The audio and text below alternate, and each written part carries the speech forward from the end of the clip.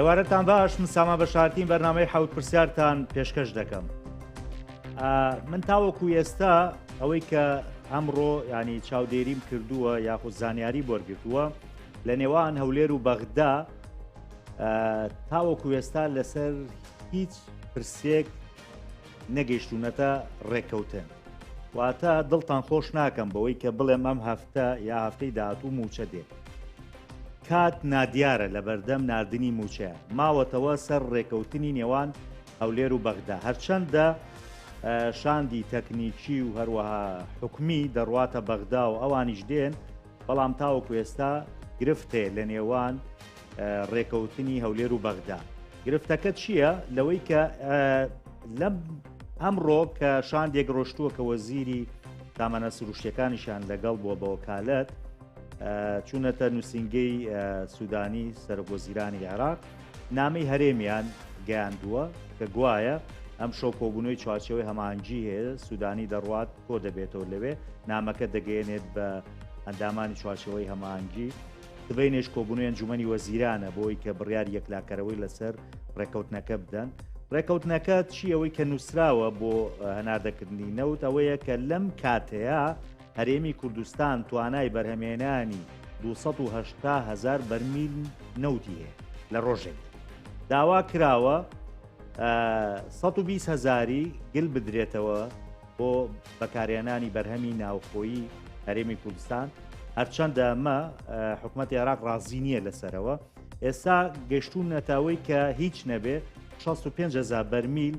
ینی هەرێمی کوردستان داوای کردووە کە بەکاری بێنێ بۆ پێداویستی ڕۆژانەی هەرێمی کوردستان. ئەمە یەکێکە لە گرفتەکان لەسەر داهاتی ناوخۆ تاوەکو ئێستا هیچ ژمارەیەک دیاری نەکراوە کە هەرێمی کوردستان ڕادستی بەغدای بکە کە پێشتر داوا کرار بە ناوی سوودانیەوە کە وتبووی دەبێت 150 ملیار دینار ماگانە ڕادست بکات هەرێمی کوردستان. بەڕاستی ئەمە وای کردووە ینی ڕێکەوتنەکان تۆزێ ئاڵۆز بووە، هەتا ناردن و نەناردنی موچەش زۆر قامزانی دیار نییە کەی دێت. زۆریشمان وتووە لەسەر موچە و دێت و نایەت. بەڕاستی من نامێ زیاتر لەسەری قسە بکەم، بۆیە ئەم ێوارەیە زۆر بەڕێز خۆشیار عەبدوڵڵا پەرلەمانتاری پێشووی عێراقم بانگ کردو دەمەوێ زانیاری نوێم پێبدا لەسەر ڕێکەوتنەکان و لەسەر ناردنی موچە. کاگۆشە زۆر بەخێر باس ئەکسامە. وەڵای من بیرشم چوو ئەمڕۆ هەر خودی مەسرور بارزانی ینی وتارێکی هەبوو بۆ کادرانی پارتی سێ خاڵی بەلای منۆ جێی زیاتر وەستان بوو لەسەری ینی لە ناو قسەکانە دەڵێت دیچەوەی کاڵە شاندێکمان لە بەغدا تا بۆی لە نزیکترین کاتە کێشەی موچە چارەسەر بکرێت. کێشەی ئێمە لەگەڵ بەغدا کێشەیەکی سیاسیە نەک تەکنیکی، هەرچەنە بەغداڵێمە تەکنیکیە. هەرێمی کوردستان دەستبەرداری هیچ مافێکی دەستوری خۆی نابێت. من ئەگەم پرسیارە لە تۆکەم ینی مەبەستی خودی سەرۆکی حکوومەتی هەرێمی کوردستان مافی دەستوری خۆی چییە؟ عێراقیش هەڵێ من بەپێی دەستورە جوڵێمەوە لەگە هەرێمی کوردستان. زۆر سپاس بە جەنابە، دو سپاسی بۆ بینەرانی زووم. خۆی ڕاستەکەی ماف چییە خۆی لە ئەساسە ینی کە ئەوترێت بۆ نمونە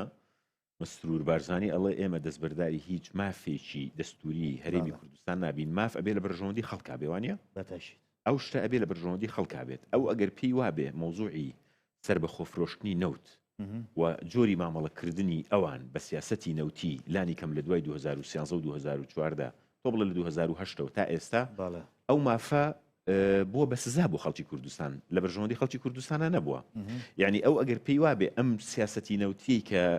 خۆی هەیەی ئەو پێشتریش ئامۆزاکەی هەیبووە و حکوومەتێک لە دوایەکەکان لە دوای 2008 تا ئێستا هەیان بووە ماف کاتێک مافەکە لە بەرژەوەندی خەڵکا بێ شتێک کە بوو بە چەسانەوەی خەڵکی کوردستان یان شتێک کە وای کرد کە ڕۆژگارێک بێموچەیی، ڕۆژگارێک پاشەکەوتی موچە، ڕۆژگارێک لێبڕینی موچە، ڕۆژگارێک دواکەوتنی موچە، بردننی موچە بێموچەیی لە دوای 2014 تا ئێستا ئەمە ماف نییە، ئەمە چەسانەوەی خەڵکە، ئەمە خاڵێکی تر ماف لە چوارچەوەی دەستورە بە جوێرەی ئەو نەسانە مامەڵی لەگەڵدا دەکرێت کە هەن تا ئێستا لە هەرێمی لە عێراقدا یاسای نەوت و غاز نییە. یاسای نەوت و غاز کە نییە دوو تەرەفی زۆر سەرەکی تاوانبارن. یەکێکیان بکەری سیاسی سەرەکی لە عێراقدا کە شیعەیە، دووەمیان بکەری سیاسی سەرەکی دووەم لە پاڵیدا کە کووردە، و لە ناو کوردیشدا بکەری سەرەکی یەکەم بەڕاستی پارتی دموکراتی کوردستانە کە هەمیشە وەزارەتی سامانە سروشتیەکان لای ئەوان بووە. لە سەردەمی حسێن شەهرستانی و کابینەی دووەم و یەکەم و دووەمی مالیکیە هەوڵێکی زۆر جدی هەبوو بۆی قانونی نەوت و گاز لە پەرلەمانە تێبپەڕێنەری هەرێمی کوردستان خۆی ڕێگر بوو. لە ئێستادا هەموو لایەک کۆکن لەسەر ئەوەی کە بە گوێرەی ئەزمون و بە گوێرەی بڕیاری دەولی و بە گوێرەی هەموو سیاقەکان موضوعی تەصدیری مستەقیل یاخود ناردنەدەرەوەی سربەخۆ یاخود فرۆشتنی سربەخۆ لە ڕووی عەمەلیەوە شکستی هێناوە و لە ڕووی دەستوریەوە ئیشکالی لەسرە و لە ڕووی ئەوەی کە پێ وترێت سیاقی کارپێکراوی نێودەوڵەتیش لە دنیادا کاک سامان دەوڵەتان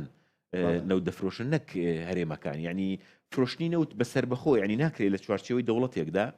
لە چوارچەوەی دەوڵەتێکدا دوو شێوازی فرۆشتنی جیاوازە بێ، دوو شێوازی ناردنەدەرەوەی ئەو مافە دەستوریە بە هەرێم نەدراوە پێی بوا بێت نەخێرتیانی ئەوەی تیانە ئەزانی لە هەرێم ئەزانی سیرکە ئەوەی معان ئەمەی شێکە لەو شتانەی کە ئیشکالی زۆر گەورەی لەسەر، بەڵام ئەوە پەیوەستە بە مۆزوعی بەرەو پێشبردن و بەرهێنان و با بڵێن پێشخستنی حقوقی نەوت و چێلگە نەوتیەکان، بەڵام فرۆشتن و ناردنەدەرەوەی نەوت بە گوێرەی هەموو ئەو سیاقە نێودەوڵەتیانە ئەبێ یەک سیاقی یەکگرتووی یاخود یەک سیاقی دەوڵەتی هەبێ.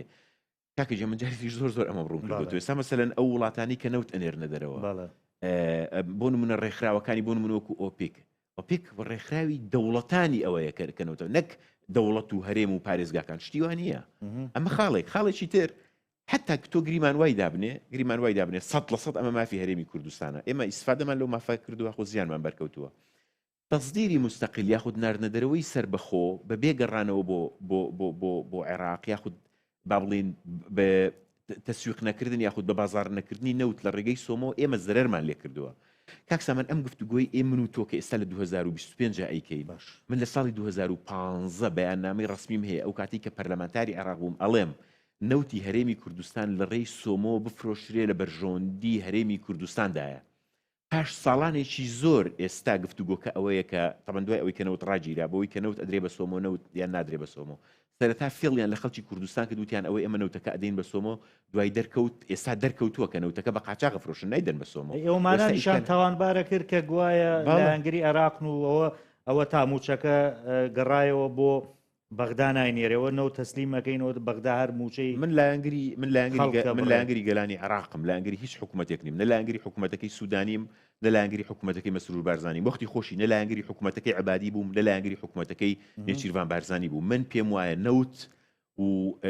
و غاز و داهاتەکان هی گەلانی عێراقا، هی حکوومەتەکان نین. کێشە گەورەکە ئەوەیە دەسەڵاتدارانی عێراق لە زاخۆ تا بەسرا بە نەفەسێکی گەندەڵی یەکتری ئەپارێزن، بەرژۆندی یەکتری ئەپارێزن، خەڵکەکە باجەکەی ئەدا بۆ بەرپرسانی عێراقیش بۆ بەرپرسانی عێراقیش ڕاستە بێگومان. ئاجا بە لێرە تۆ کاک سامنتوار بار بۆ مێژوو باشێک بڵم لەم ڕۆژانەیە سێرچمە کرد لەم یەک دوو ڕۆژەیە ساڵی 2018 چیم بە عەبادی وتووە، ئێستا هەماشتم بە سوودانی نووسی بۆ نووسیوەتەوە لە هەماڕۆیان چۆن وتومە بە عەبادی وتووە تۆ ئازای لەوەی موچەی فەرمانبەرانی هەرێمی کوردستان ببڕی، بەڵام بەرامبەر دەسەڵاتدارانی هەرێمی کوردستان ترسنۆکی هەمان شتیش بۆ سوودانی ڕاستە. یعنی ئەم معادلەیە لە 2014ەوە تا ئێستا بە یەک وەتیرە دێ هەمیشە خەڵکی کوردستان باجەکەی داوە، بەڵام تۆ دیقەت بدە لە 2014ەوە ئەم وێنەیە زۆر گرنگە بۆ جەنابتی تاوکەم. لە 2014ەوە چەند حکوومەت لە عێراقدا گۆڕاوە سیرکە حکوومەتی عەبادی مالیکی کازمی وانەیە سوودانی وایە باشە. هیچ یەکێک لەم حکوومەتانە هەیە پارتی و یەکێتی بەشدار نەبوو بنتیایە باشە. ئەی لە 2014ەوە تا ئێستا کەم و تۆ گفتوگۆکەین و جەنابەت من پێشترش وەکو تۆ میدیاکار بووم و جەنابەت هەر وەکو میدیاکار ماویتەوە، هیچ کاتێک هەبووە لەم 2014ەوە تا ئێستا کێشەی موچە بەردەوام نەبوو بێ؟ باشە خێرە ئەوان لە حکوومەتێک لە دوایەکەکانە ئەتوانن بەژاری بکەن بەبێ کێشە، حسەی خۆیان وەرگرن، وەزارەتی سیادی وەرگرن، پۆستی باڵا وەرگرن، بەڵام کێشەی موچە بە هەڵواسرایی ماوەتەوە یەکێتیش نەک پارتی. بەڵێ تەمان بێگومان هەردوو. من ڕێک هاتیتە سەر نزیک بوویتەوە لەو پرسیاری کە ویست بیکەم، ئەی بۆچی ئێستا ئەم دۆخە لە 2025 گەی بەمە گەیشتۆتە بنبەست، یعنی ئەوە تا یابێ چارەسەر بکرێ ئێستا عێراق پێداگریەکە ئەوە تا دوو مانگ و شتێکە موچەی نەناردووە یا بێ ڕێ بکەون یاوە تا موچە نانێرێ. تەوقیتەکە بۆ خۆی پێشتر وانە بوو خۆ هەر نەوتی ڕادستنەگر و بە قاچاقیشێ ئەو پرسیارێکی زۆر وردە پێویستی بە کۆمەڵێک خاڵی بنەڕەتی هەیە کە بۆ جەنابتی ڕوومکەم و بۆ بینەرانیش یەکەمیان ئەوەیەکە کێشەی سەرەکی لە بینی دەسەڵاتدارانی هەرێمی کوردستان و دەسەڵاتدارانی عێراق لە ئێستادا مەسلەی نەوت و پارەیە مەسلە داهاتی نەوتە و نەوتە ئەوەی کە دەگوترێت کێشەی سەرەکی لە بینی ئێمەدا کوردستانە دوور و نزیک پەیوەندی بە کوردستانەوە نیە من جاری تری ژووتومە دوای ئەوەی کە دەستیان گەیشت بە نەوت سیاسیەکانی کورد دەسەڵاتدارانی کورد حیزبەکانی دەسەڵات یان کوردستانیان نەمانیان لەبیر چۆ ئێستا ئەڵێن یان نەوتیان نەمان کێشەکە نەوتە کێشەکە نەوت و مشتەقاتی نەوت و داهاتی نەوت و ئیلە ئاخری ئێستا تەمەن غازیشی هاتوۆتە سەر بەڵام تەوقیتەکە لە ئێستادا تەوقیتێکی سیاسیە بۆچی سیاسیە لەبەرەوەی ینی کەواتێت ئەو قسەی مەسرور بارزانی دروستە کاڵێ سیاسیە نەک تەکنیکیە لە هیچ بارێکە دروست نیە ئەوەی ئەوەزانی بۆ چکە سیاسی تەکنیکی ئیداریە هەرسێکێتی سیاسیە تەکنیکیە ئیداریە ڕوونی یەکەم بۆ جەنابەت من ئەو کۆمنتێکم نووسیبووم کاک مەسرور ئەڵێ کێشەکە سیاسیە نەک تەکنیکی بەس گرفتەکە ئەوەیە کاک مەسرور خۆی وەکو شخصیەکەمی ئەم حکوومەتە نە سیاسیە نە تەکنیکیە سیاسی نەچکە نەیتوانێەوە بە حکمەتی سیاسی خۆی ئەم کێشەیە لە 6 ساڵی ڕابردووە کە ئەو سەرۆکی حکوومەت بوو حەلیکە و هیچیش لە تەکنیکەکە نازانێت ینی ئەو نە لە تەکنیکی نەوتەزانێت لە تەکنیکی وەزارتی دارایی ئەزانێت لەن تەکنیکی ئەو گفتوگویانە ئەزانێت کە لە ئاسی هەردوو لای هەیە بەرحاڵ بە دەلیلی ئەوەش کە خۆی سەرپەرشتی ئەم گفتوگویە ناکە کێشەکە ئەوەیە بۆچی ئەڵم من لەم تەوقیتەیە سیاسیە و لێرەیە ڕێک ڕووم لە سوودانیە و لە سەریشم نووسی بوو ئەوەیە سوودانی چەند مانگ و چەند دەبێت حکوومەتی هەرێمی کوردستان نەوت بە قاچاق ئەفرۆشی سوودانی چاوی خۆی لێ نوقاندووە لە 4 ساڵی ڕابردوودا لەوەتەی کە نەوت وەستاوە بە بۆڕی حکوومەتی هەرێمی کوردستان و پارتی یەکێتی نەوت بە قاچاق ئەفرۆشن سوودانی خێرە 3 مانگ 3-4 مانگ پێش هەڵبژاردن مووقیف وەرەگرێ کەواتە تەوقیتەکە تەوقیتێکی سیاسیە بۆچی ئێوێ بەکاری بێنێ بۆ حملەی انتخابی لەبەرەوەی ئەزانێ نارەکانی مەلەفی فرۆشتنی نەوتی قاچاقی هەرێمی کوردستانی لە دژ بەکارهێنن ئەمە خاڵێکی تر داهاتی نانەوتی لەکەیەوە حکوومەتی هەرێمی کوردستانی ماوە بەسەرچوو 150 ملیاری نەناردۆتەوە چەنە بێت یعنی بە بەردەوامی حکوومەتی هەرێم نەگەیشتە ڕێنجی 150 ملیار بە بەردەوامی لە سەروی 50 خواردتر 41 ئەوەی نردووانە ئەی خێرە لە پێش دەژنی قوربانەوە سوودانی کە چەند مانجێکی ئەوێ بۆ هەڵبژاردن ئەم مۆزوعی کردوتەوە یەکشت هەیە بیزانن ئەویژەوەیە کە سوودانیش ڕاست ناکە تەوقیتەکە لەو بارەیە تەوقیتێکی سیاسیە بەڵام کە دێتە سەر وردەکاری ئەوەی کە ئێستا داوای نەوتەکەن داوای نەوتی هەموو نەوتی هەرێمی کوردستانەکەن کە بدرێتەوە بدرێتەوە بە عێراق و مەسلەی 150 ملیاری ئەنی لە 150 داهاتی نانەوتی لە موردەکاریە ئەبێ بە قەزێکی تەکنیکی بەڵام کە ناتوانن لەسەری ڕێک بکەون و ناتوانن بگەنە نقطەیەک کە نقطەی بێگەیشتنە بۆ هەر ئیتفاقێکی سیاسی کەواتە ئەمە فەشەلێکی ئیداریە لە بینی دوو حکوومەتە کە وەکوتم سوودانی چاوی لەوەی ویلایەتی دووەمی خۆی پێمسۆگەرکە مەسرور بارزانیش ئێوێ ئەم شەرعیەتە داخوراوەی کە هەیەی و ئەوە خەریکە یەک ینی تقریبا تەمەنی 2 کابینە بە یەک هەڵبژاردن ئەبا بەڕێوە ئێوێ ئەم شەرعیەتە داخوراوەی جۆرە جێگیری بکات بۆ بەڵام هیچیان تا ئێستا لەسەر ئەرزی واقعی سەرکەوتوو نەبوون باشە لەسەر ئەو قسەی تۆ کە ئەڵەی سوودانی دەیەوێت بۆ ویلایەتێکی کە بێتەوە بە سەرۆکۆزیران خۆ دەگوتێگە پارتیش ینی پشگیری نەکا و هاوپەیمانەتی لەگەڵانەکە نابێت خۆی قسەیەکەیە سوودانی لەو کاتەیە یا ئەوە تا سوودانی بەکار دێت لەلایەنیکەوە لە 2022 لە نەورۆزی ساڵی 2021 و 22 باسی ئەوم کردووە کە ئەو کاتەی کە بڕیارەکەی محکمەی اتحادی دەرچوو سوودانی پێش ئەوە گفتوگویەکی هەبوو لە کەناڵی ئەلعەرەبیە لە 100% پشتیوانی هەژماری منەکە و لە 100% ئەڵێ ئەبێ موچەی فەرمانبەرانی هەرێمی کوردستان حکوومەتی هەرێمی کوردستان خۆی دابەشی بکەوە دوایی کە بڕیارەکەی دادگا دەرچوو بە تەواوی پێچەوانی بۆ چوونەکەی سوودانی بوو لەبەرەوەی ئەو کاتە اتفاقێک لە بینی زمنی لە بینی سوودانی و لە بینی پارتیا هەبوو بۆی کە ئەوان پشتیوانیەکەن بۆ ویلایەتی دووەم سوودانی ئەم ماوەی هەستی کردووە کە لەم اتفاقەیە پارتی زۆر جددی نییە و دەشێ زۆر جددی نەبێ بە تایبەتی دوای ئەوەی کە زانی پارتی لە ئاستی استراتیژیە زۆر نزیک کەوتۆتەوە لە نەیارە تەقلیدیەکەی ڕابردووی کەمالیکیە ماوەی پێشوو ڕسمێکی فواد حسێن و مالیکی بینی چۆن دەستی یەکتریان بە توندی گرتبوو سوودانی هەستی بۆ کردو چکە سەبیرە نەچێ ینی ناکۆ ینی با بڵێن منافسی تەقلیدی و زۆر شەرس و توندی سوودانی ئێستا لەسەر ساحەی سیاسی عێراق مالیکیە ینی جەنابەت ئەوە ئەزانی و خەڵکی کوردستانیش ئەوە ئەزانێ لەبەرەوە لە بارێکیان دەگوترێت سوودانی نیگەرانیەکەی ئەمەیە بەڵام هێشتا سوودانی جورئەتی ئەوەی نییە بە ئاشکرا خۆی بێتە سەر تەلەڤیزیۆن بێت مؤتەمەرێکی سەحەفی بکە و بەڕوونی بە خەڵکی عێراق هەمووی بە گەلانی عێراق هەمووی بە خەڵکی کوردستانی شۆ بڵێ نقطەی خلافی من لەگەڵ مەسرور بارزانی لەگەڵ حکوومەتەکەی لەگەڵ دەسەڵاتدارانی هەرێم 1 2 3 4 ئەمەیە جامە پرسیاری گەورەیە بۆ نایڵێ لەبەرەوەی هێشتا بێهیوانە بۆ لەوەی ئەم خەتی ئەم شعرەی معاویەیە ئەم مووی معاویە لە بینی خۆیان و لە بینی خۆی و لە بینی پارتیا لە بینی خۆی و لە بینی مەسعود بارزانیە بهێڵێتەوە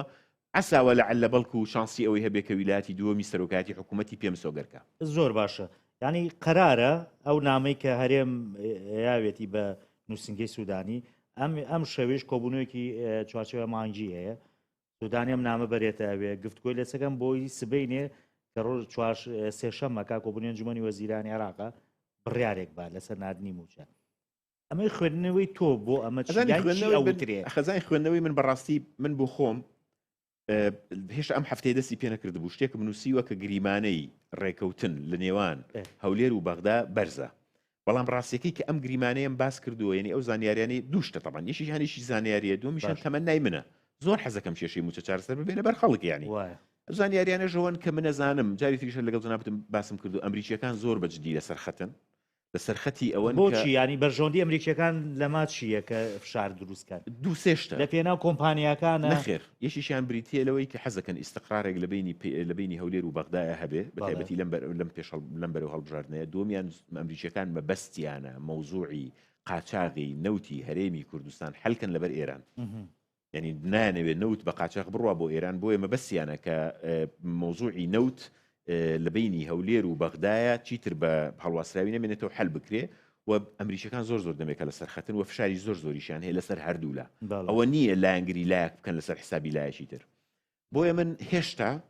کە طبعاً خۆ دەزانی وەفدەکە لە بەغای من هێشتا ئەو تەفاؤلەم هەیە کە ئینشاءڵڵا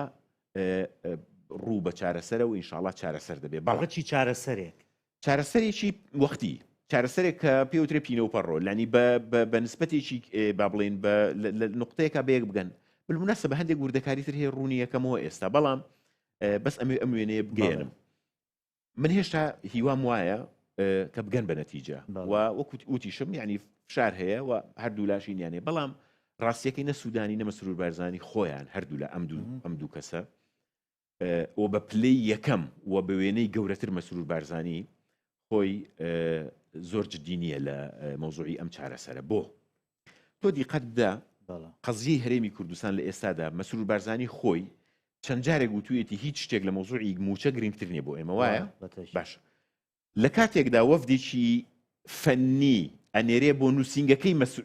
سوودانی خۆی ئەڕوا لەگەڵ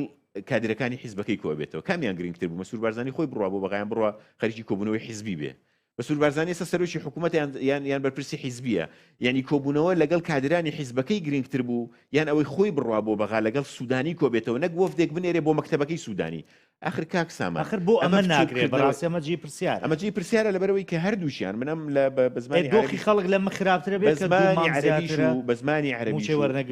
عەرەبیش و بە زمانی کوردیش نووسیومە هەردوو لە ئیدارەی ئەو قەیرانە ئەکەن لەسەر حسابی کات یعنی کات ئیدارە ئەدەن بەو قەیرانە چونکە هەردووچیان بیرت نەچێ من هەموو جارێ ئەمە وتووە دەسەڵاتدارانی هەرێمی کوردستان زەرەر ناکەن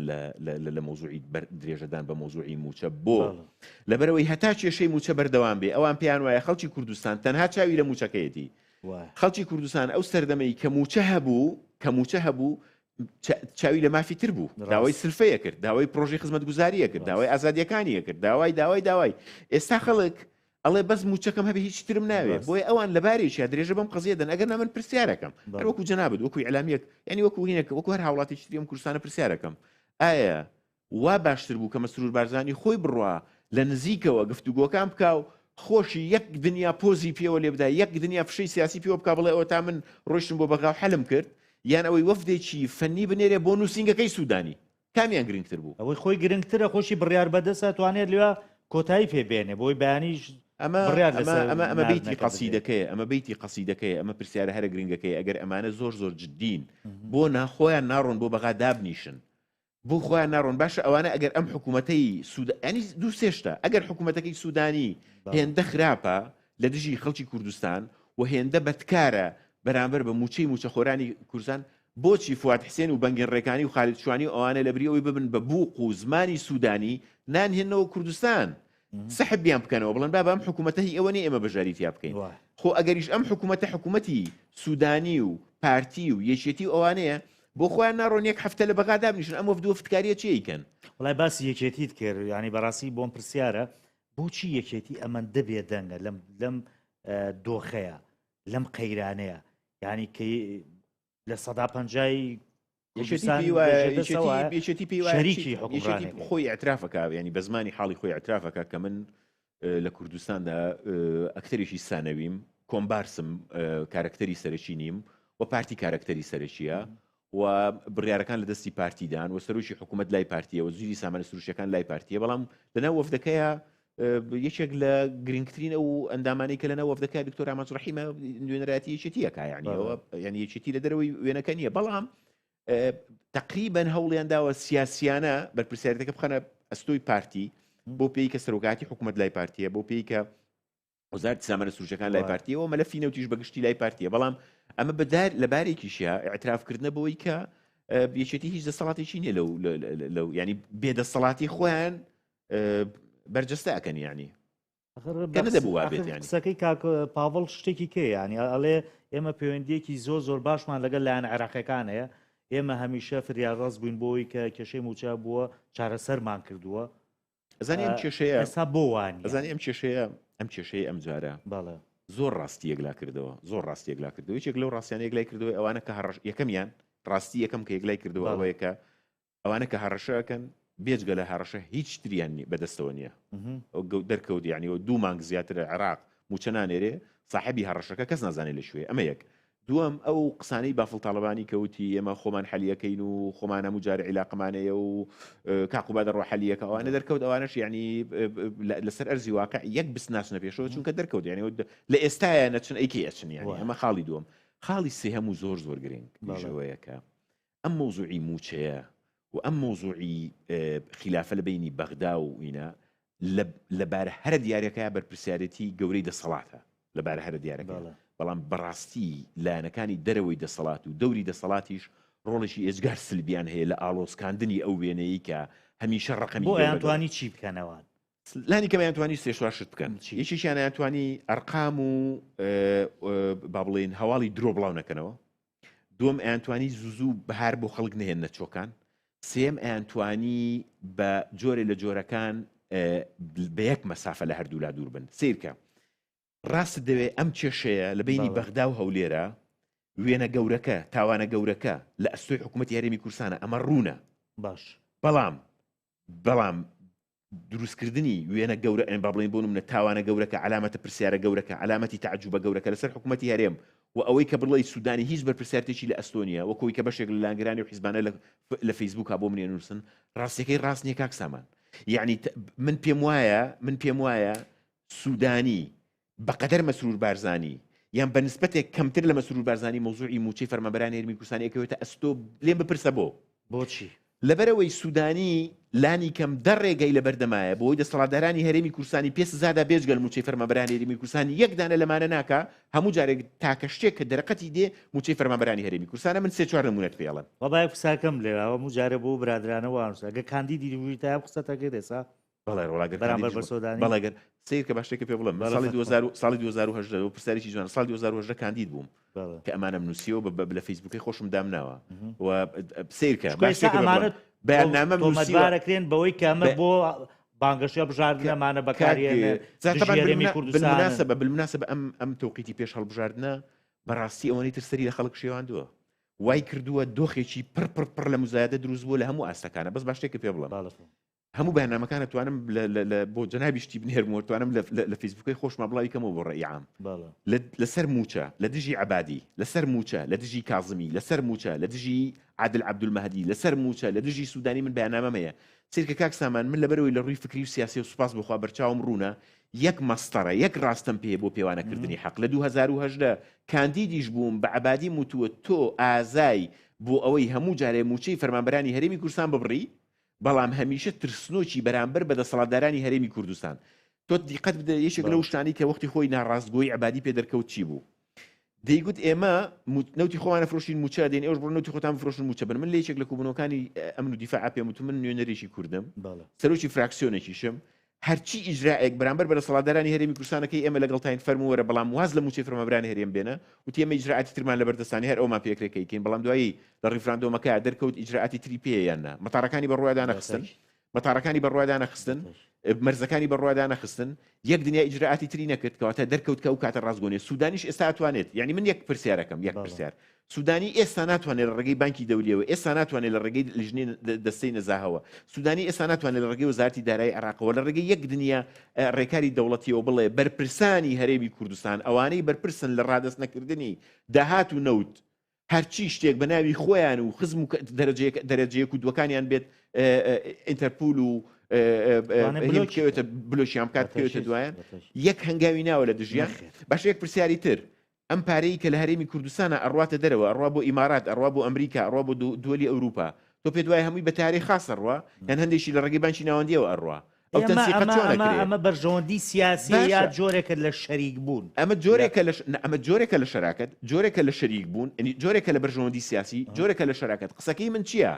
قسەکەی من ئەوەیە ناکرێ کابرا لێرە ئۆپۆزیسیۆنی دەسەڵاتی پارتیوێکێتیە بەڵام زۆر معجبێ بە حکوومەتەکەی سوودانی کە ئەم حکوومەتی سوودانی خۆی پارتیوێکی لێوەش بەشدارن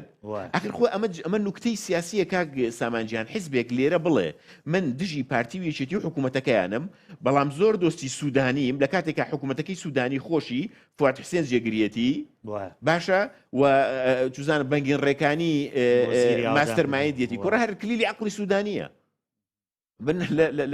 لە بەرنامێکی تریشا وتومە لە شوێنی تریشا وتومە هەموو بەیانێک بێکەوە خەریکی ناخواردن سەر و پێ خواردنەوە ئەمانەنیانی باشە ناکرێ ئەمە سیاسەتی کەیل بالمیکیالەینە ئەزانی سیاسەتی بانێکە و دوو هەوایە تۆیان ئەوە تا لێرەش ئۆپۆسیۆنی لە بەغاش ئۆپۆسیۆنی یان ناکرێت تۆ لێرە حکوومەتم لێ بکەی بە شەیتان و حکوومەتەکەی بەغدادم لێ بکەی بە ڕەحمان شتیوانە و بۆ معلوماتت یعنی ڕەنگە من لە ڕابردوودا بە کوردی ئەمەم کەمتر وتبێ یان بە کوردی ئەمەم کەمتر نووسیبێ بەڵام جاری توش بە تەحەدا ئەمە وتووە بە هەموو فراکسیۆنەکانی دەسەڵاتەوە بەقەدەر من بەیاننامەیان لە دژی عەبادی نییە و بۆ معلوماتت مەکتەبی عەبادی ڕوونکردنەوەیان لەسەر هیچ پەرلەمانتارێکی کورد نەبوو بێجگە لە من ڕوونکردنەوەی ڕسمیان داوە لەسەرەوەی من و نووسیبووم عەبادی لە دوواکانی لە دوا قۆناغەکانی تەمەنیە لە پێناوی مجاملەکردنی پارتیە یەک دنیا هینی کرد یەک دنیا سەرفی نەزەری لەسەر زۆر شت کرد ڕوونکردنەوەی ڕسمیان لەسەر بڵاو کردمەوە یعنی قەزدم یەک شتە یعنی بکەری سیاسی لە عێراقدا لە سێ ئاستایە ئاستێکی شیعەیە ئەحزابی شیعەی عێراقیە ئاستێکی ئەحزابی سیاسی کوردیە بەشێکی تری ئەحزابی سیاسی سونیە سونە قەزیی نەماوە بێزگە لە پارە و پۆست بەڕاستی لە کورد لە عێراق هیچ بێزگە لە پارە و پۆست هیچ قەزیەکی نەماوە ئەم دوانش بەیەکەوە لەسەرەوە باوەشیان کردو بە یەکە تۆ دیقەتت داوە کە ئەچن بۆ تۆ دیقەتت داوە کاک سامان کە ئەڕۆن بۆ لای یەکتری بە ئەبوو فڵان و ئەبوو فڵان نەبێ یەکتر بانگ ناکەن ئەوە نەمەیانیان لە بینایە ئەوە دۆستایەتیان لە بینایە ئەی باشە خێرە 14 ساڵە خەڵکی کوردستان باجی بخلافی سیاسی ئەمانە ئەدا بەڵام تاکە یەک هەنگاونانێن لە دژی یەکتری باشە بەڕاست حکوومەتی عێراق حکوومەتەکەی سوودانی یەک ئالیەتی تری لە بەردەمانیە بۆ ئەوی بتوانێت باشە پرسیارێک ئێستا ئەو تانکەرانی کە ئەڕۆن ئەو تانکەرانی کە ئەڕۆن لە هینەکان لە مەرزەکانەوە سوودانی بە یەک بڕێر ناتوانێت مەرزەکانیان بەڕوای دابخە مەرزەکان ناتوانێت دابخە ئەی بۆ دای ناخە بەڕاستی ئەمەش پرسیاری منە بۆچی دای ناخات ئەمجا بەڕاستی پرسیارەکەیش ئەوەیە ئەمانە بۆ بنە دەمڕاستی سوودانی یعنی بۆ کۆی کە جەنا بدوتێ سوودانی خۆی بۆ قسانە ناکە بۆ لە ڕێگەی پەرلەمانتار و سوزانم خەڵکی ئەزانی چی باشتێکە پێ بڵم من ینی ناڵم بە ئەکیدی ناڵم هیچ جێشێک لەو قسانەی کە ئەو برادرانی بە ناوی سوودانیەوەی کەم ناڕاستن نایڵم ئەمە ناڵم چکە زانم مخۆش معلوماتم هەیە ئەمە بەشێک لە بۆچوونەکانی سوودانیە نەک لە بەردەمی فراکسیۆنە کوردیە ناڕازیەکان یاخود ئۆپۆسیۆنەکان لە بەردەم کۆبوونەوەکانی هینی ئیداری دەوڵەتیشە ئەم ڕائیانەی هەیە بەس من بم لەجێ ئەو پەرلەمانتارە بەڕێزانە بە سوودانی خۆی ئەڵم با بەوەرە تۆ خۆت وەکو چۆن عەبادی قسەیە کرد عادل عەبدولمەهدی قسەیە کرد و کازمی قسەیە کرد تۆ خۆشت جورئەتت هەبێ وەرە لە مؤتەمەرێکی سەحەفیە ئەم قسانە بکە خۆت ئەم قسانە بکە خۆت تۆ دیقەت بدە لەوەتەی شەڕی هین هەیە شەڕی موچە هەیە لەم کابینێدا سوودانی یان بە تەیف سامی شەڕەکە یان بە پەرلەمانتارانی کورد شەڕەکە یان بە وەزیرە کوردەکان شەڕەکە ینی ئەماوەیە تەیف قسەی کردووە بەیاننامەی بڵاو کردوێتەوە بەناوی خۆیەوە پەرلەمانتارە کوردەکان کردویانە وەزیرە کوردەکان کردویانە بە سوسیدانی خۆی لەکوێیە من ناکرێ وەکو چاودێرێکی سیاسی وەکو میدیاکارێک وەکو هاوڵاتێکی کورد وەکو پەرلەمانتارێک وەکو سیاسیەک ئەم پرسیارە نەکەم سوودانی بۆ خۆی قسە ناکە ئەبێ خۆی قسە بکات یعنی بە دڵنیایی بەس بەڕاستی کاک سامان مەسلەی بێموچەکردنی خەڵکی کوردستان بۆ ماوەی 2 مانگ قەزیەکی ئینسانیە قەزیەکی سیاسی نییە تاکو سوودانی بیکە بە قوربانی کۆمەڵێک حساباتی سیاسی خۆی بڵێ وەڵام من ئەگەر قسە بکەم سبێنی ڕەنگە لای پارتی لەسەرم کرد کاریگەری لەسەر بازار و ژیانی خەڵک ینی دروست کردووە بەسیتر نازانین تا کوێ ئەمە درێژەیە بێ کاگۆشار بۆچی هەرێمی کوردستان نایەوێت تەواوی مەلەفی نەوت ڕادەسی بەغدا بکە ینی بۆ ئێوە ئیلا شتێکی لێ گلباتەوە بۆ یار خۆی لە ناو قەزەکە ئێستا ئەوەش کەم ینی من برادری کە میوانم بووتی ئەسڵەن ئەم کۆمپانیانە خاوەنددارەتی بیرە نەوتەکان هەرێمی کوردستان شەریکن نەکەوەی کارکەن جیاوازە تاوان مەلەفی نەوت لە بینی پارتی و یەشێتیە دابەش بووە شەریکاتی پارتی دیارە شەریکاتی یەشێتیش دیارە ینی هەتا لە مۆزوعی غازەکەش هەر وازەح بوو ینی دابەشیان کردو لە بینی خۆیانە ئەمە وازەحە بەڵام خاڵشی تر بۆ خەڵک ڕوونەکەمەوە زۆر بە ئاسانی ڕوونیەکەمەوە بۆی خەڵک بزانێت کە ئێمە داکۆشی لە چیەکەین لانیکەم یەکێک لەو بەهانانەی کە ئێستا پارتی و یەکێتی یاخود دەسەڵات لە هەرێمی کوردستانە دەڵێ من هەموو نەوتەکە ڕادەست ناکەم بەشێکی بۆ وەبەرهێنانی ناوخۆیوانە باڵە باش وەبەرهێنانی ناوخۆ چییە؟ نەوتە و مشتەقاتی نەوتەوانە غازە بنزینە بە تایبەتی بنزین باش پرسیارێک هەرێمی کوردستان لەم مەلەفەیە خۆی زۆر سەرکەوتووە تا بڵێ وڵا ڕادەسی بەغای ناکەم بانەچێتەوە لای بەغاونە بێ بە مەرکەزی کاکە گیان بنزین لە ناوەڕاست و خواروی عێراق بە چەندە؟ بە 500 باشە لە هەرێمی کوردستان بە چەندە؟ 1150 باشە عەلەیەکن و وەکو کوورد دەڵێ من لە جەناب تەپرسم نەوت لە هەرێمی کوردستان بە چەندە؟ ئێستا بەم گەرمایە 140 سپاس کاکسامان بۆ معلوماتە وردانی کە هەتا ئەی لە بەغدا بە چەندە؟ وەڵا لە بەغدا بەلاشە بەلاشە باشە ئەی باشە تۆ منی هاوڵاتی کورد با بە بی دەرە بەغدا بڵێوەرە ئەمە بۆ خۆت کۆمپانیەکانیش ئەم کۆمپانیانەی کە لە بەردەستیانن باوەبەریێنن بەڵام با بەغدا سەرپەرشتی بکە چکە من کە ئەو سەرپەرشتی بکە لەکوێ لترێ بنزین بە 450 بکڕم لەکوێ لێرە بە 1000 و لەسەروی 1000 بۆ خاتری خواتۆ ئەوانە ئەیانەوێ خۆڵ بکەنە چاوی خەڵک یعنی ئەزانی چی بە ئاشکرا لەم دوو مەلەفەیە لە نەوت و لە بنزینە گیرفانی خەڵک بۆ کۆمپانیەکانی خۆیان تاڵانەکەن ئەشیانەوە بیکەن بە منەت دوایش دێن بە من تۆڵێن وڵات کێشەی ئێمە لەسەر کوردستانە کوربا بەم درۆچیەکەن لەگەڵ خەڵکە کۆمنتێکی خۆش کوڕە نووسی بووی وڵا ئەگەر ئەمان ئێستا ڕازی بێ حکوومەتی عێراق 65,000 بەرمیلەکە لە 120ەکە بڵێ بەکاری بێنن بۆ بەرهێنانی ناوخۆ کاتە بنزینە بێ بە 2000 ئەوەی تەبەن ئەوەی شەکە لە بینەرە وردەکان یعنی شەکە لە هاوڵاتیە ئینەکان کاکە گیان ئەبێ لە هەیەنەکان هەموو بڵن با بە ئەم مەلەفە نەوت بە وەرن خۆتانی بکەن بەڵام ئێمە ئەیکەین بێ حکوومەتی بوو من دابینیەکەم ئەی تابعاان ئەزانی چی باش شتێکە پێ بڵم بانێک ڕئیترت پێ بڵم ئێمە لە قانونی لە موازنەی 2019 و لە 2021 لەگەڵ وەزیری نەوتی ئەو کاتە مناقەشەمان کرد هاوڕا بوو تەبان سەناوەکەی بیرچۆتەوە ئەوی کە پێش ئەم هین لە سەردەمی جەماعەتی هیم بوو جەماعەتی حکمە بوو مناقەشەیەکی وردی فەنیمان لەگەڵا کرد لە پێوەست بەوەی کە ئەم مەلەفی نەوتی هەرێمی کوردستانە زۆر قەبە بۆ بەهۆی کێشەی کۆمپانیەکانەوە و قەرزێکی زۆری لەسەر هینە ڕێیەکمان هەبوو ئێمە ئەو کاتەوتمان ئەگەر ئەم مەلەفە بە قەرزەکانی شۆ وەربگرن لە دوورمەودادا بۆ عێراق قازانجیان قازانجنەوەتی قازانجە یعنی ئێمە ئەگەر هەموو قەرزەکەش بینەوە هێشتا ئەگەر بتوانین مەلەفی نەوت و غاز جارێکی کە بکەینەوە بە سیادی و جارێکی کە سەر لە نوێ هەرێمی کوردستان و عێراقیش بکەینەوە بە یەک مەلەف ئێمە قازانجمانە طبعا ئەو کاتە لە قازانجی خەڵکی کوردستانیشە تۆ کوڕ کاک سامان نازانی تۆ نازانی پارتیویشێتی دەسەڵات لە کوردستانە ئەم مەلەفی نەوت و غازیان کردووە بە چ نقمەتێکی گەورە چ بەڵایەکی گەورە تۆ تەسەورکە بەهۆی مەسەلەی نەوتەوە موچە نەما هەر خزمەت گوزاری نەماواز لەسەر خزمەت گوزاریەکان بێنە تۆ بەس باسی جارێ موچە ئەەکەم مەسلەی سەپاندنی پاشەکەوت لێبڕین هەموو ئەوانە کاکە گیان لەو کاتەشەوە لە ناوەڕاست و خواروی عێراق بنزین بە 450 ئەکردنەوت بەلاشە لێرەش نەوت بە سەو هەفتا و ئەوانە برادێکیش پێشنیارێک لە هاوی نابیکڕنوانێ بە 250 دەخیلە وانە ئێ باشە ئەمە کارەساتە گەورەکەی کاچی برا یعنی تۆ من نازانم ئەزانی مشکلەکە چیە مشکلەکەوەیە من نزانم خەڵکی زۆر ئەم ڕاستیانەی کە من تۆ باسیەکەین ئەیزانێ بەس من زۆر بەلامەوە سەیرە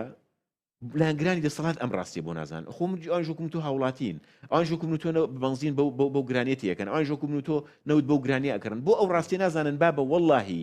نەوت لە بەردەستی دەسەڵاتدارانی هەرێمی کورسانە نەمێنێ لە بەرژەوەندی خەڵکی کوردستانە لە بەرژەوەندی تاک بە تاکی خەڵکی کورسانە و خەڵکی کورسان لە هەموو ئاستەکان ئەژێتەوە ئەبوژێتەوە یعنی ئەو کاتە عێراق پاساوێکی پێ بۆ ئەوەی بۆ نمونە لە کەرکووک بنزینیان لە ناوەڕاست و خواری و عێراق بەگشتی بنزین بە 450 بێ بەڵام لە هەرێمی کورسانە بە 900 بێت کێشەکە ئەوەیە کۆمپانیەکانی ئەوان ڕەنگە پەچیان بکەوێت ئەو پشکی کە بۆ ئەوانە ڕوانامێنێ بەڵام هاوڵاتی قازانجەکە بەڵام شتێکی کەوتێ منم ڕۆژۆم لە پەلەماتارێکی پارتی بۆڵە کاکە گەرێمە هەموو نەوت ڕادەستکەین ئەم نەوتە بەرامبەر بەس بە موچەیە بۆ هەرێمی کوردستان ئەم حکوومەت و ئەم وڵاتە بەچی بەڕێ لە سا 50 داهات چییە لە سا 50 چونکەوەڵێ تاوەکوشی نەکاکۆتایی 2000 نەخێر بەس بەرامبەر بە موچ نەخێر بەس بەرامبەر بەس بەرامبەر بە موچە نیە خێر بەس بەرامبەر بە موچە نیە سیرکە خۆی کێشەکەی دەوەشی شتر لە مەسئولیتەکانی سوودانی بڵێ چییە موازنەیەکی 4 ساڵی بردە پەرلەمان 3 ساڵی بردە پەرلەمان ینی تقریبن بۆ وای دانابوو بۆ هەر 4 ساڵەکەی بین ئیدارە بە بردیە پەرلەمان بە یەک دنیا ئیشکالەوە دوایی نەهات حەلی بکە لە ڕووی قانونیەوە بۆ چکە ئەیزانی حکوومەتی هەرێمی کوردستان حەزی لە ئیتفاقیاتی سیاسیە حەزی لە ڕێککەوتنی قانونی نییە بەڵام تۆ کە پاساوت نەدایە دەستی هین بۆ نمونە بڵێ من نەوتم لێوانە دەتوانانی داوای پشکی خۆت بکەی بە تەواوەتی خاڵە چترێکە سامان زۆر گرنگە ئیژەوەیە ئێمە هەمومان نزانی داهاتی ناوخۆ لە 300 زیاترە من هیچ ڕقمێک ناڵم بەڵام مەزانین لە 300 زیاترە لە دەمی خۆیانەوە هەندێک ئەرقامت پێ بڵێ نزانین لێت مەسەرەن وەزیری دارایی لە وەزیری دارایی خۆی ئەڵێ بەس داهاتی سلێمانی لەسەر 150 میلیارەوەی باشە ئەی هەولێر ئەی دهۆک باشە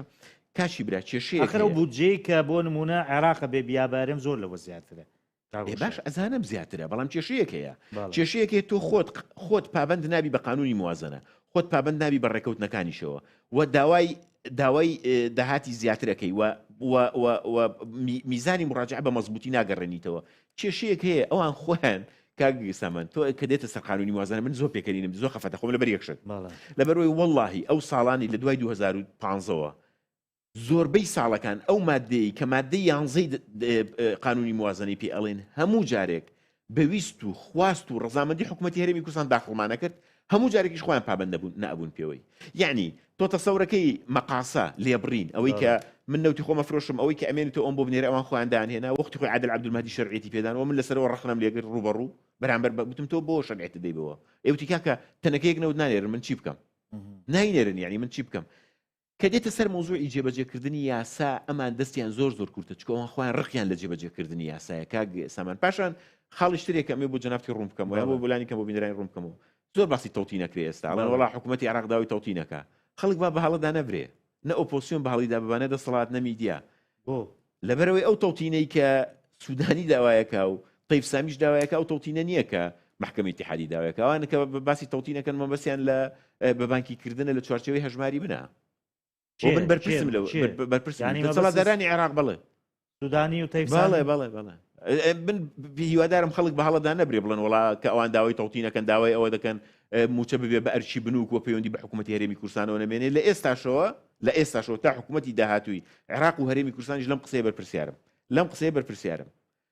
خەڵک دروی لەگەڵا ئەکرێ لەگەڵ ڕێزی زۆرما تاوان من ئەمڕۆکەت پێ دوتم وەرە بۆ بەرنامەیە تەنها بۆ ڕاستکردنەوەی بەشێک لەو درویانە هاتم بەڕاستی چکەوەکو پێم وتی من هیچ بەرژەوەندێکم تیانێ نەکاندید و نە سیاسی و نەی حیزبم هەیە و نەسەر بە هیچ حیزبێک و نەسەر بە هیچ ئەنجەندایەکی سیاسیم بەس وەڵاڵێن وەڵا حکوومەتی عێراق داوای تەوتینەکە و باش لە خەڵکە گەیەندرێ وەڵاوە ئەو تەوتینە کێشەکان تەوتینە ئایشێک لە کێشەکان تەوتینە تەوتین مەبەستی ئەوەیە کە لیستێکی موچەی فەرمانبەرانی ڕێکوپیەکە هەبێ بە حسابی ئەوان و ئەم بەم هەمووی بە بانکی کرابێ و بۆ مانگانە دیار بێ زیاد و کەم نەکا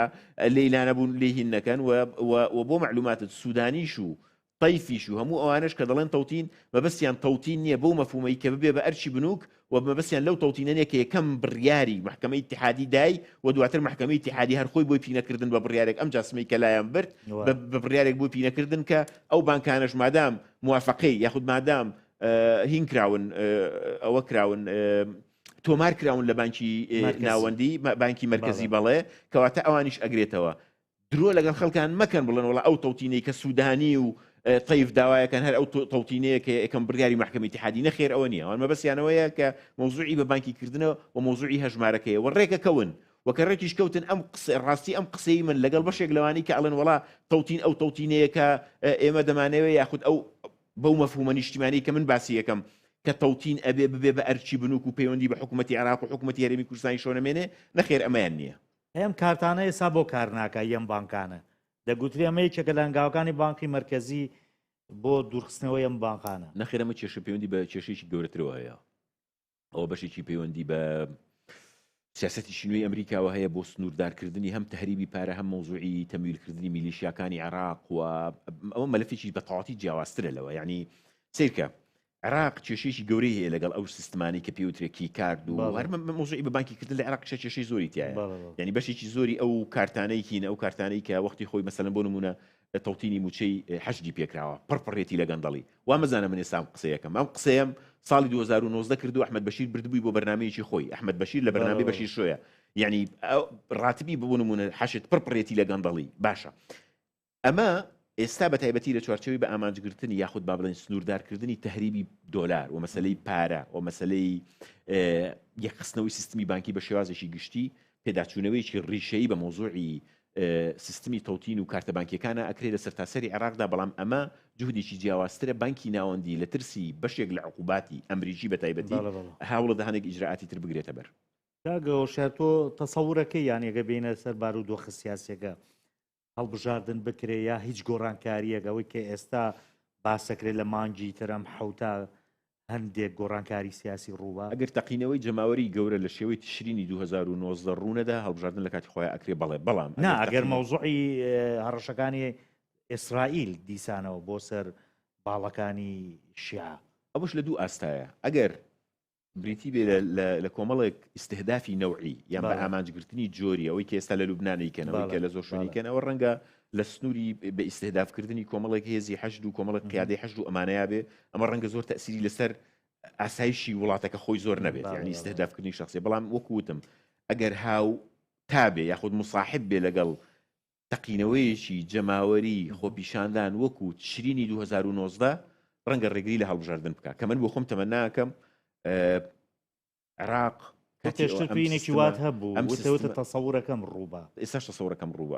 ئێستاش تەسەورەکەم ڕووبە و من تەسەورەکەم ئەم سیستمە سیاسیە گەندەڵەی کە سێ بلۆکە گەورەکەی ئەحزابی سیاسی و کوردی و شیعی لە دوای 2005 ئەیبەن بەڕێوە شکستی خواردووە حاکمڕانیەتی یاخود حکومڕانیەتی شیعە لە عێراقدا بە پلەی یەکەم شکستی خواردووە نوێنەرایەتی و حکومڕانیەتی کورد لە هەرێمی کوردستاندا شکستی خواردووە و ئەوە طبعا قەزیی سونەش قەزیەکی ترەوە کوتم هیچ قەزیەکیان نییە بێجگەلەوەی کە خۆ دەزانی طبعا سونە خۆ دەزانی سونە لەسەر دەستی سیاسیەکانی خۆیان چیان بەسەر هات لە سەردەمی داعشە لە سەردەمی پێش داعشە و لە مەسلەی ئیقسایە لە مەسلەی کۆچفێکردنە لە مەسلەی ئەو نزوحی کە تووشی بوون لە دوای 2004 و 2005 ئەزانی یعنی سونە بەڵایەکی بەسەر هاتووە من بیکەم بە ئاخر پرسیارم یانیار بە کۆموچەکە کۆتای پێوێ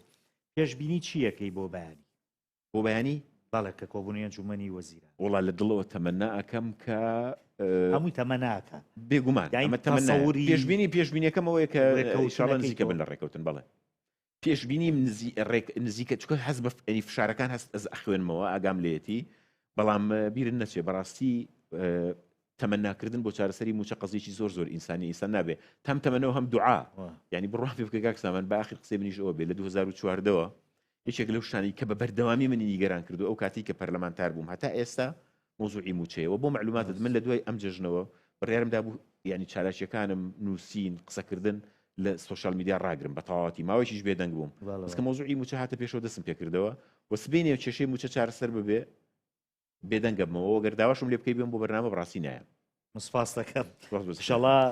چارەسەرە بێ ئینشاءڵڵا تەمەناکەین زۆر سپاس بۆ ئێوەش کە تاوەکو ئێستا بینەری بەرنامەکە بەخواتان سپێرم خواتان دەست خۆش